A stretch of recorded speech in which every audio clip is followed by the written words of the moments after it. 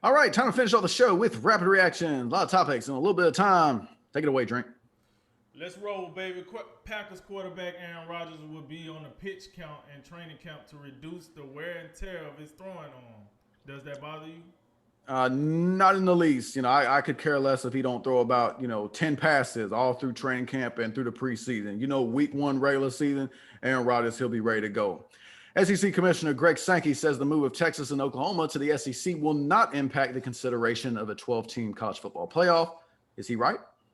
Yes, I think he is. Because if I'm not mistaken, the 12-team playoff, if it goes the way they say it's going to go, we should get that within the next 2 to 3 years. Texas and Oklahoma ain't come to the SEC until 2025, so that's 4 years. So I'm gonna agree with him. I don't think it should impact the playoff expansion. Washington Nationals infielder Starlin Castro has been suspended for 30 games for violating baseball domestic violence policy. In terms of the suspension, is that a big deal, little deal, or no deal? Yeah, and I'm just talking about the on the field impact of this, not the domestic violence piece of it all, which is just awful. But as it pertains to the Washington Nationals on the field, this is no deal for the segment we just had because they just traded away practically the whole team. So, Starlin Castro, he's not going to make a big impact, with all those 8 players that they traded. So, yeah, this is a no deal for me. The Oklahoma City Thunder acquired center Derek Favors in a 2027 pick. From the Utah Jazz in exchange for a future first round pick. Any significance to that news at all? Nope. Colts quarterback Carson Wentz is out indefinitely after suffering a foot injury at the end of Thursday's practice. How much does this concern you? Well, it's pretty concerning. Carson Wentz, he's got a history with injuries, so you don't like to see an injury this early in training camp. They don't have Jacoby Brissett no more, so you don't have kind of that safety valve at the backup quarterback position. And also, this is it's his first offseason in Indianapolis, learning the Frank Reich system. Well, he's back. Well, maybe that doesn't have too much of an impact because he used to be with Frank Reich, but you still like to have a full offseason with a new team. So yeah, definitely some big concerns there. Urban Meyer doesn't want to see fans from opposing teams in the stadium this season. That's reported by Mike Flohr over Pro Football Talk. You got a problem with that? Nope. I like. Listen, I get it. People say, "Hey, who is Urban Meyer to come and demand something?" But I think all home teams feel that way. To be honest with you, every home team would love this stadium to be full with nothing but their fans. However, you got to sell tickets to the other team, so it is what it is. So no, I don't have a problem with that. I think it's a pretty common statement to make.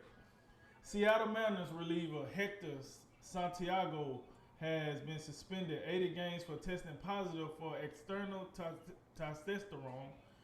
And this comes 1 month after he was the first pitcher suspended after the league cracked down on grip enhancing substances.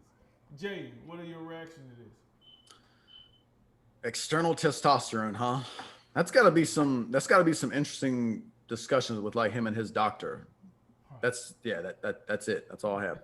This evening on Showtime at the Forum in Los Angeles, California, it's a Bellator featherweight title on the line when the champ Patricio Pitbull steps in the ring against the undefeated number one contender AJ McKee. Drink, is this the biggest match in Bellator MMA history? I don't know overall. I will say this is the biggest match since they've been with Showtime. I think. Listen, and one reason I think that is because usually Bellator does their events on Friday, so they don't go head to head with the UFC on Saturday. However, I noticed they're doing this on Saturday, which tells me that Bellator feels like the product that they're rolling out today will be just as strong, if not stronger, than the product that the UFC is rolling out today. So I do think since they've been with Showtime, this is the biggest matchup. As far as the matchup go itself, this is a tournament finals as well as a championship match. So the winner of this will be a Grand Prix champion and the featherweight champion. So and with that said, I'm taking Patricio Pitbull in this fight. The Boston Celtics made 2 trades yesterday that wind up sending center Tristan Thompson to the Sacramento Kings and gaining guard Josh Richardson from the Mavericks. Do you see that as a net gain or a net loss? I went back and forth on this a little bit, but in the end, I give it a little bit of a net gain. I think it speaks to like it feels like Boston is moving in a direction of kind of going a little bit small. I mean, we talked about last year, when they got rid of Daniel Tice, brought in Evan Fournier. Robert Williams is kind of the big guy there now, but now you don't have Tristan Thompson. So now it seems like it's Robert Williams and nobody, as far as the big man go. And now you got another perimeter player with Josh Richardson. He kind of got a little bit of a similar feel to Marcus Smart. They kind of seem like they do kind of the same things with both of them kind of defense first type players. Um, I give it a little bit of a net gain, but I also just got to say, ever since that trade deadline, when they shipped Tice out of there, brought up Evan Fournier, I haven't been like impressed with what they've been doing at all, and I keep waiting for like them to do something that like impresses me. Last one tonight, it's UFC Vegas 33, Hall and Strickland on ESPN, ESPN Plus at the UFC Apex in Las Vegas. The main event is a middleweight fight between the number 8 ranked contender Uriah Hall and the number 11 ranked contender Sean Strickland. Drink, who you got? Yeah, man, I'm gonna take the wily veteran in this, Uriah Hall over the up and coming Sean Strickland. Uriah Hall, been there, seen it all, been in the division for quite a while. I don't know if he ever gonna make it to the top where he can fight for the title, but I know he's been in the top 10 for quite a while. But I'm gonna take him. I'm gonna take his veteran savvy. I think he lands a punch or a knee that catches Sean Strickland by surprise, and I feel like he get the TKO tonight. Not sure what round, but I'm gonna go with Uriah Hall by TKO.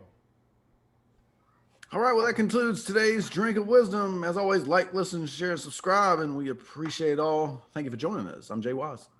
And I'm Nathan Drinker, and remember, make tomorrow better than today, and make today better than yesterday. And you know what we gonna do. We gonna holler at you until next time, baby.